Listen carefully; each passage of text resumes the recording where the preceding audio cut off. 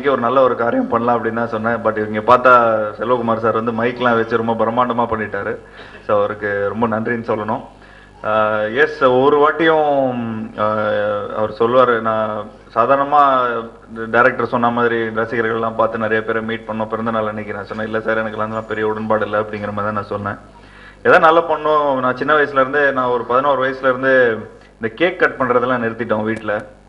So நான் சொன்னேன், இந்த மாதிரி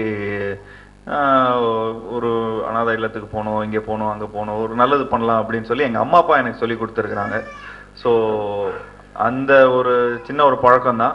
ஸோ இன்னைக்கு வந்து ஒரு விஷயம் நான் பண்ணுறேன்னா, அது ஏதோ எனக்கு ஒரு ஒரு ஒரு 10 படம் ஹிட்டு கொடுத்தா கூட அதோட பெரிய சந்தோஷம் வராது. பட் நம்ம கையிலேருந்து ஏதோ ஒன்று நம்ம கொடுத்தோம் அப்படிங்கிற போது நான் வீட்டுக்கு போகும்போது ரொம்ப சந்தோஷப்படுவேன். உண்மையாலே சொல்ல போனோம்னா ஒரு செல்ஃபிஷான ஒரு ரீசன் தான் இது. ஸோ நான் ரொம்ப சந்தோஷப்படுவேன்.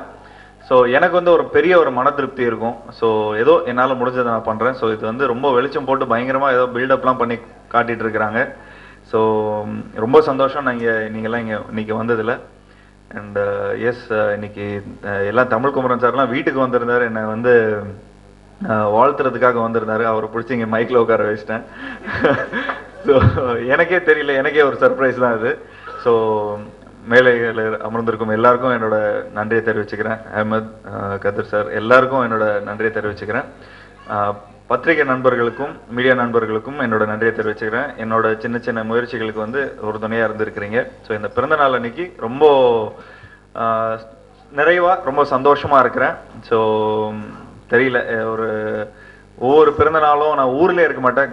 லாஸ்ட் 5 இயர்ஸாக நான் ஊரில் இல்லை. ஏதாவது இவர்கிட்ட ஃபோன் பண்ணி சொல்லிவிடுவேன், ஏதாவது ஒன்று பண்ணிவிடுங்கண்ணே அப்படிங்கிற மாதிரி தான் நான் சொல்லுவேன். ஸோ இந்த வருஷம் நான் இங்கே இருக்கிறேன். ஸோ ஏதோ என்னால் முடிஞ்சது. Thank you so much. ரொம்ப சந்தோஷம் நீங்களாம் வந்தது. தேங்க்ஸ்.